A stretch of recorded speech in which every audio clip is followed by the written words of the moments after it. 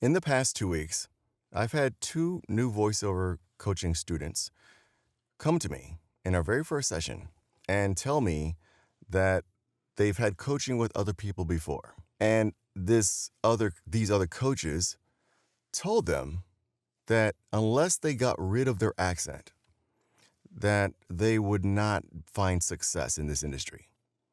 And I hesitated to ask who these coaches were. I didn't ask who they were because it really doesn't matter who they are. But what does matter is the message that that coach or those two coaches were sending these newer talent.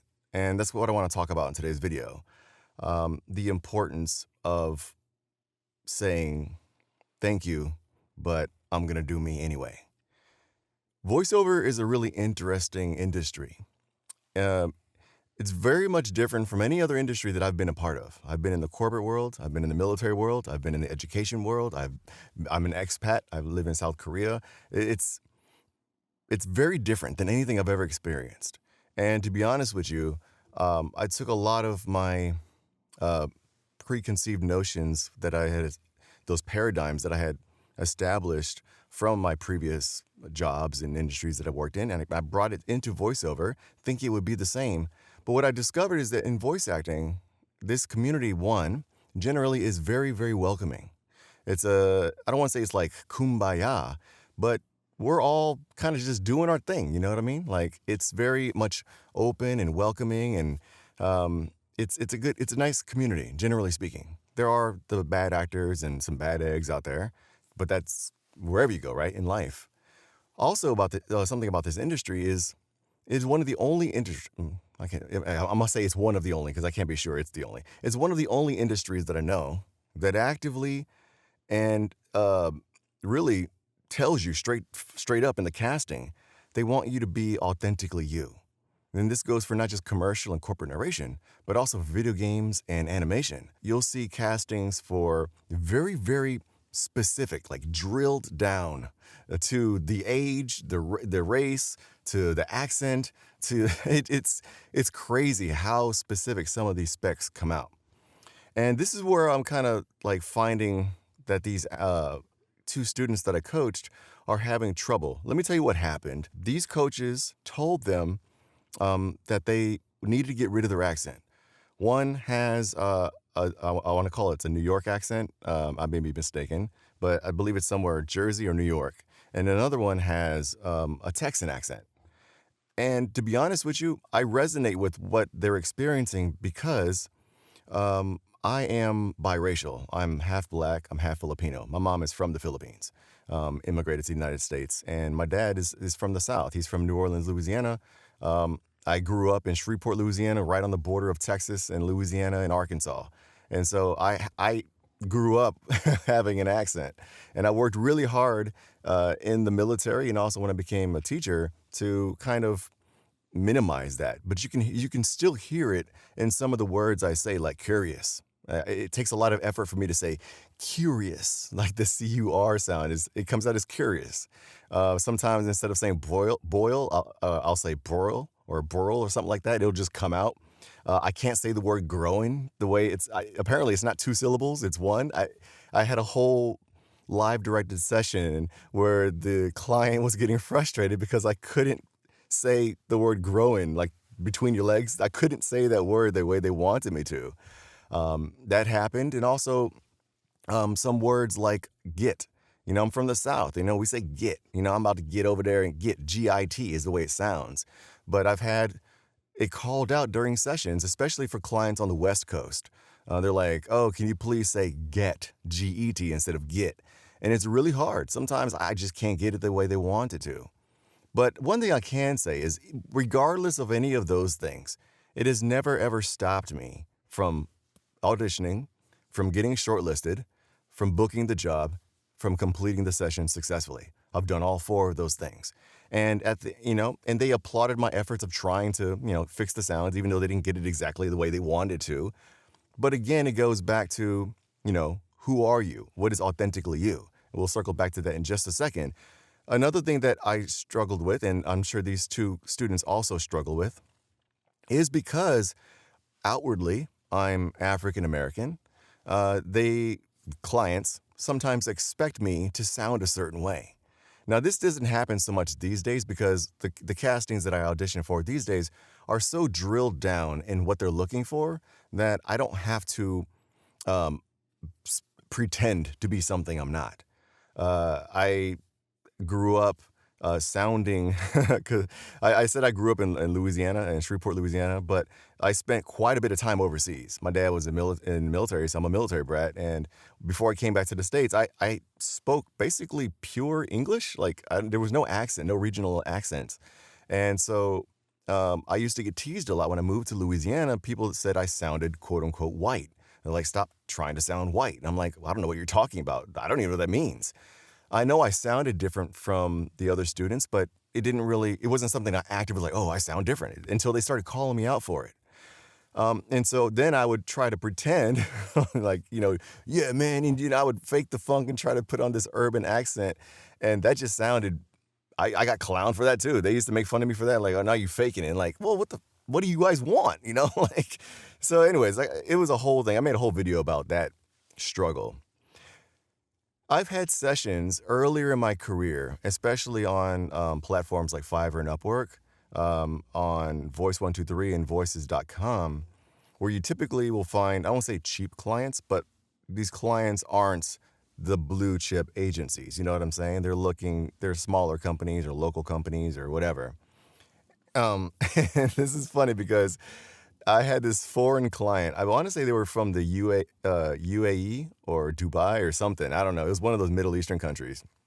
They booked me because there was a spot on my demo where I was sounding kind of urban, as much as I could turn that dial. I sounded urban. And when I got into the session, you could hear these three people like talking every time I do a read.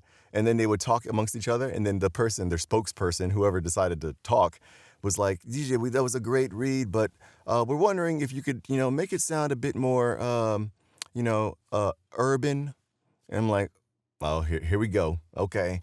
All right, I'll try. So I did another take, man. And they're like, okay. They talk it over and they came back.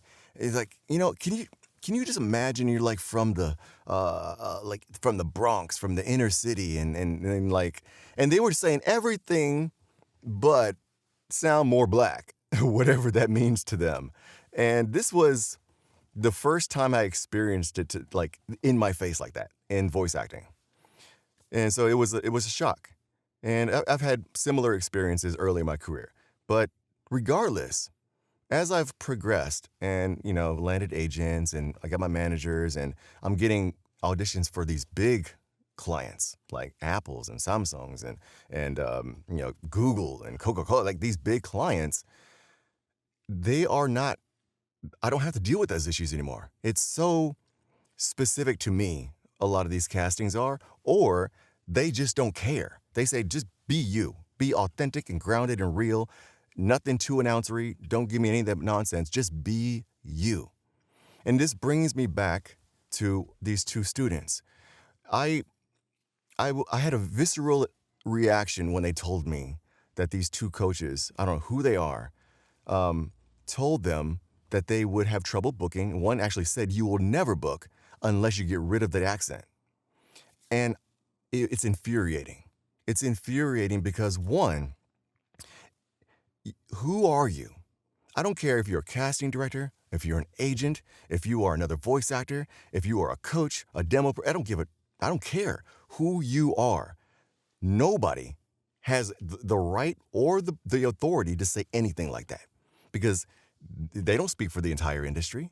You know what I'm saying? So if you have a coach tell you that you have an accent and you won't book, you kindly bid them farewell and say thank you for your time and you find somebody else. You do not want to continue on with somebody like that because secondly, they're not respecting you as an individual, as a person, your life experiences. If you grew up in New York or you grew up in Houston, Texas, or if you grew up in, I don't know, wherever you have this accent, that is your life.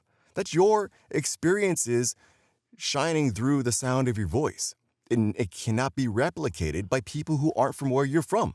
You can tell that story. I can't tell your story from New York. I've never been, as an American, it's funny to say, I have never been to New York. You know what I'm saying? I mean, America's a big country, but I can't tell that story. And even if I tried a fake accent, I would hope that I would never beat somebody who's actually from that area.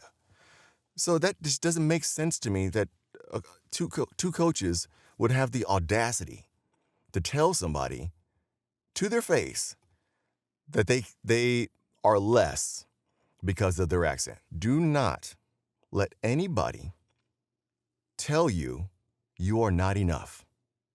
Do not let anybody tell you the way your voice sounds is going to be a hindrance for you. Do not let anybody tell you your accent is going to lose you jobs.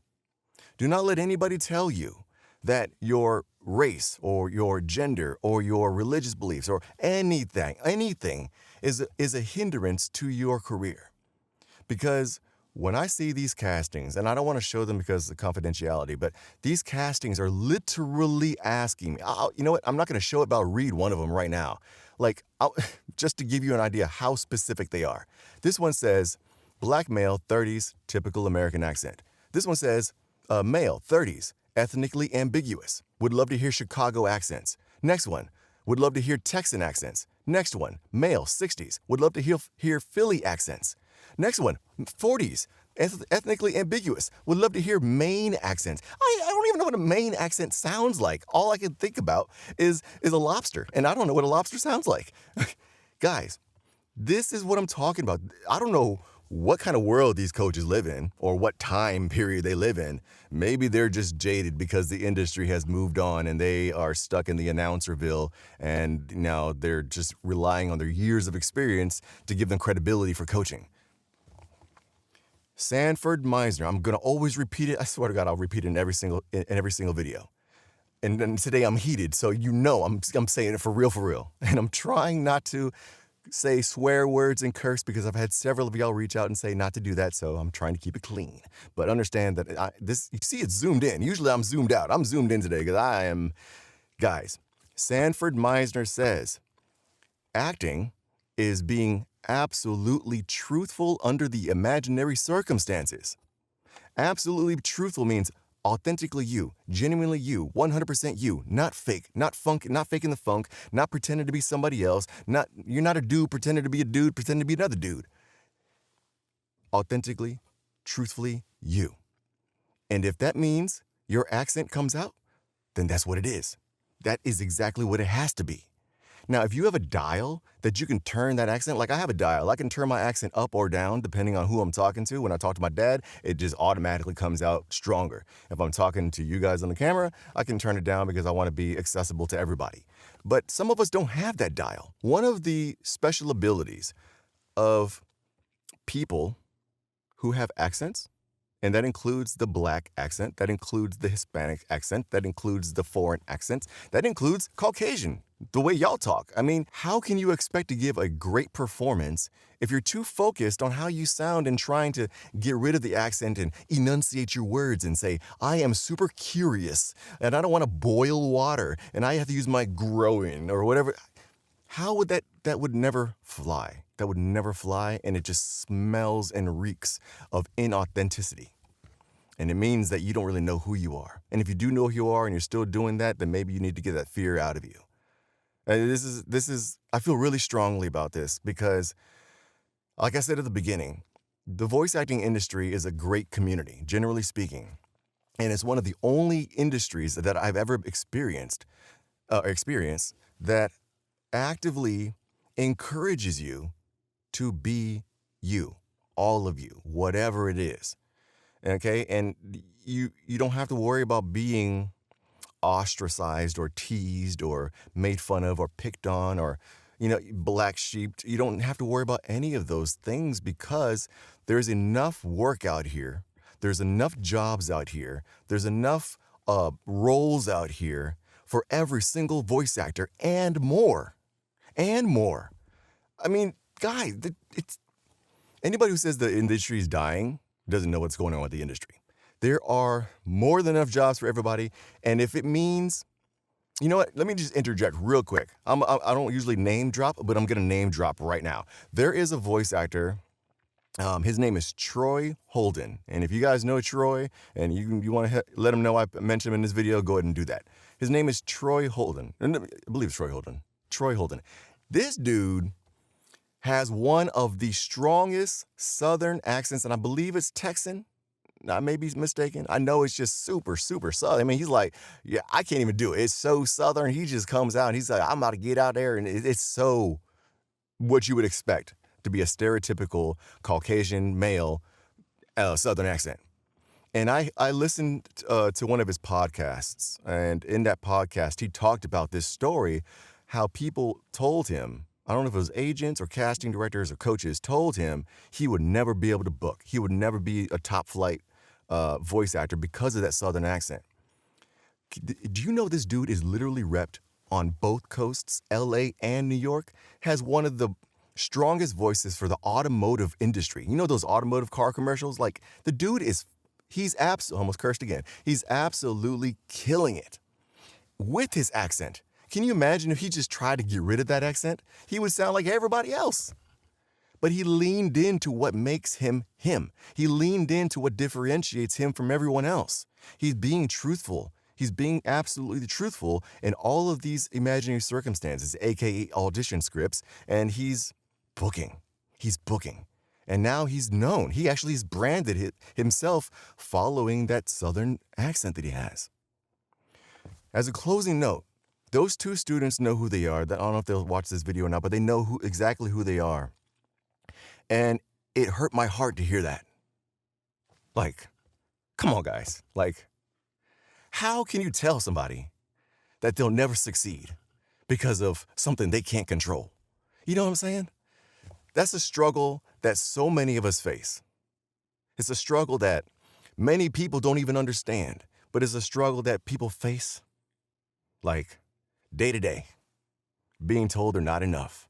And I'll be damned if I'm going to let somebody come on my channel and call me out and say, oh, DJ, I want to get coaching. And I get in a coaching session with you and you tell me that somebody told you that? No, man. No. Guys, I'm just heated today, but I had to get it out there. Be yourself. Own it. Own every single bit of yourself, whatever that is. And if you don't know what it is, then you need to find it. I have resources on my channel that'll help walk you through to find out exactly who you are, your point of view in this world. But the faster you can find that and solidify and say, you know what, this is me, and I'm gonna run forward with it and see where it takes me, the sooner you can feel comfortable doing that, the more success you're gonna see. Because the jobs that you do book, the agents that do sign you, the managers that do rep you, the clients that do book you for directed sessions, you never have to go into those sessions or to the agent's roster questioning, did they pick me because of this fake thing I made? You know they picked you because you are raw, authentically you.